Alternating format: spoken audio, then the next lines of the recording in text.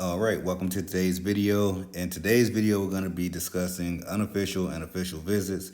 Definitely going to cover the differences between the two and what to expect and how to prepare for them. So, with that being said, let's get into it. So, first, we're going to start off with the differences between the two. So, the main difference between unofficial and official visits is that one is completely or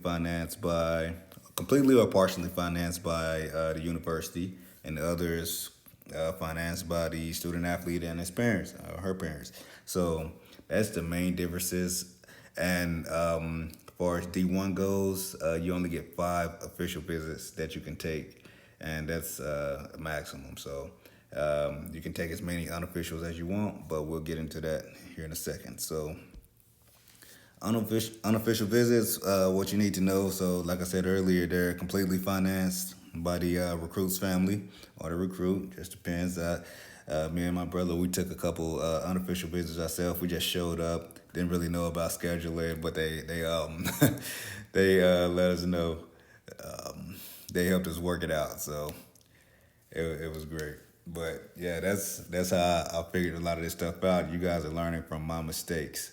So far as unofficial visits, moving on, I'm sorry about that. But with the new rule changes, however, athletes and their families are not really allowed to arrange unofficial visits with the school's athletic department now.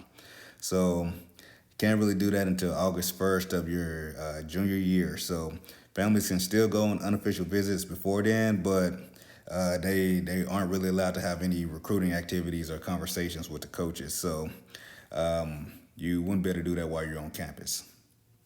Then another key reason to go on official visits, in my opinion, is just to evaluate the school to see if it's a good fit for you. And I would like try to plan them out if I'm playing a tournament or something, or I'm going on a family trip and the school is close to where we're gonna be. That way, unofficial visit kind of pays for itself. I would just try to schedule it out with the administration or whoever before then. But normally, you would just call a coach and see if they like would be available during that time, and they will give you the steps on setting up an unofficial visit. But a note about that, what I would do, I would only go on like unofficial visits of schools that I actually may have been in contact with. Probably talked to the coaches a couple times, and there's a real recruiting opportunity for me there. That's when I would really consider an unofficial visit. That's just a side note for unofficial visits on my end, and yeah, I would just take it with a grain of salt, of course, and do your own due diligence. So next, we're gonna go to how to plan an official visit. So how you actually plan an unofficial visit will be different depending on your goals for your visit, of course. So they had a rule change not too long ago, and well, it's a couple years ago now, to where they weren't letting eighth graders and parents with young kids come take unofficial visits because kids were getting like early offers as far as like in the eighth grade, and they were just passing the eye test, and coaches like what they saw. So the NCAA changed that and made it to where you have to wait to your have to wait till around August 1st of your junior year before you could actually take official visits. So they want to slow it down a little bit, even though these days people are still receiving offers as eighth graders. I just seen one the other day. But going back into planning. So if you're visiting a D1 or a D2, I'm sorry, if you're visiting a D2 or D3 or NAIA schools, you won't be impacted much by the NCAA. So the recruiting changes for unofficial visits mainly just focused on, I guess I would say, controlling the Division 1 levels, and they're not Division 1 level, and they're not really geared towards Division 2, 3, and NAIA and JUCO, of course, because the NCAA only they're trying to tighten up the grip on Division 1, because recruiting was the Wild Wild West for a long time, and they're still trying to make it right. So this does mean that no matter your age or whatever, you can arrange a unofficial visit with the athletic department or coach, and you can speak with the coach while you're on campus. So this goes for Division two, three, NAIA, and JUCO. And so if you're interested in taking an unofficial visit to a D1 school, you won't be able to arrange that meeting or visit with the athletic department or talk about recruiting at all with the coaches while you're there. And again, you have to wait till August 1st of your junior year of high school. Remember, that's an important date if you want to actually have a recruiting talk or recruiting conversations with coaches while you're there.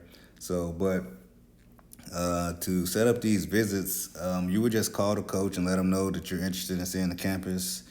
Ask them what dates they will be available to meet you. Excuse me, they will be available to meet you and your family, and you would go from there, and they would let you know the next steps and how to actually get it on the books. So, like I said earlier, with these unofficial visits, you definitely want to ensure that you have been in contact with these college coaches, and you don't want to just waste your time on visiting a school that might not be a realistic fit for you, or a school that might not have an actual recruiting opportunity for you there. So always keep that in mind. Double check the rosters, and just remember, at the end of the day, this is your time. So, what to expect on your unofficial visit? So, a couple things you'll do. I know from experience, you always get a campus tour, of course, with the unofficial visits. You might be able to check out the library or sit in on a class, visit different dorm and living opportunities, see what they have on and off campus, of course. You can meet with the training staff and definitely eat at the cafeterias. I know a lot of the big D1 schools have 5, 6 different cafeterias you can choose from, which is great. Also, you can set up a meeting with an academic advisor and just be able to talk academic stuff as far as your major schedule, how it will work with your team schedule and things like that, which are important.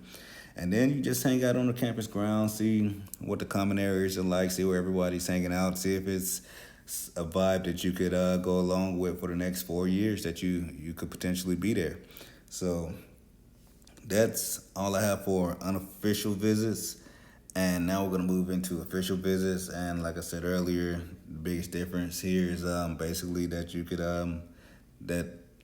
get the official visits paid for by the coaches or by the school. So what you need to know about official visits. So any visit to a college campus in which any part of it is paid for by the school is considered a official visit. So coaches usually like save these invitations for their top recruits, and if you're getting an official visit, it's the real deal. You are being recruited, and they want you. So each division level has its own set of rules when it comes to official visits, and like I said earlier, D1 probably is the most strict. So just keep that in mind. And, some schools will be able to finance the whole trip. Most D1s, I know they cover everything from transportation to and from the school, meals and lodging and everything like that. And some schools who may not have the bigger budgets, they can only pay for a portion of it. Maybe they can only pay to get you there, and you have to cover your own room and board or your meals or something like that. But that's just the way of the world. And some schools may have it to where one program can afford it and another one can't. Budgets change by programs and divisions. So just keep that in mind. So even if they just pay for your food while you're there, that may be considered an official visit, depending on the sport. So in D1, I know most sports can start taking official and unofficial visits after August 1st of your junior year in high school, like I was mentioning earlier. And it's just depend on where you are in the recruiting process and how interested these schools are in you or in your athlete, excuse me. So now we're going to go into how you could actually plan it and prepare for an official visit. So basically, the coach will extend an official visit offer to recruits on a phone call or email or text or or anything. Actually, I got my a couple of my couple of my official visit invitations through Facebook direct messages. It was crazy. I thought it was fake, but it ended up being real. So just know official visits can those invitations can come in many forms, and once a coach invites you, just get together with your family and the coaches and see what dates work for y'all, and they could schedule the rest, and they'll send you an itinerary, and things will be good to go. Especially in at D1, they they take care of everything. So especially for football and basketball, I know for sure they take care of everything, and they just make it like a seamless, stressless process, if that makes sense. But now I want to go into what to expect from an official visit, and yeah, it's a couple things you should always check out during the official visit. It's almost the same as the unofficial, but it's you get more time for speaking with the coaches, conversing with the teams, and things like that, which makes it stand out a lot more. So, a couple things, of course, you're definitely gonna check out the facilities.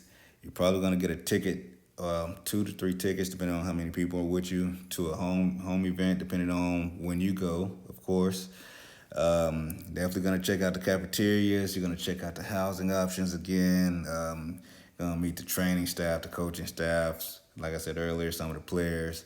I know at some levels you get to actually stay at the dorms with an enrolled student, or you could get a hotel. It's up to you. It just depends. Of course, you're gonna eat at the cafeteria. You're gonna eat with the team, or eat where the team eats. It all depends on when you decide to take your visits and what's going on at the time. And again, yeah, that's kind of what to expect. There's a lot that goes on. And just a word from the wise, I would try to stay off your phone. Stop. I wouldn't say stay off your phone, but I wouldn't be texting and having like side phone conversations that has nothing to do with the campus, and you want to be present at this time. So if you're doing anything, I would take pictures, take selfies, take pictures of things that interest you or catch your attention, and things like that. So, but you definitely want to be present. Definitely want to have some enthusiasm about the whole process, and go from there. That's just a word of advice from someone who's done it. I've seen recruits get marked off the list because they weren't present. They didn't seem like they were enjoying the visit. Maybe they could have something personal going on, but at that moment, it really didn't matter. Coaches wanted that athlete to be interested in the program as interested in the program as they were in him. So just a word from the wise. But just want to recap. We went over unofficial visits, official visits, a couple important dates, what to expect from all of them. And yeah, that's pretty much it for today's video. Thank y'all for tuning in. And remember, you're only one offer away. Thanks for watching this video. Hey, I'll see you in the next one. Happy recruiting.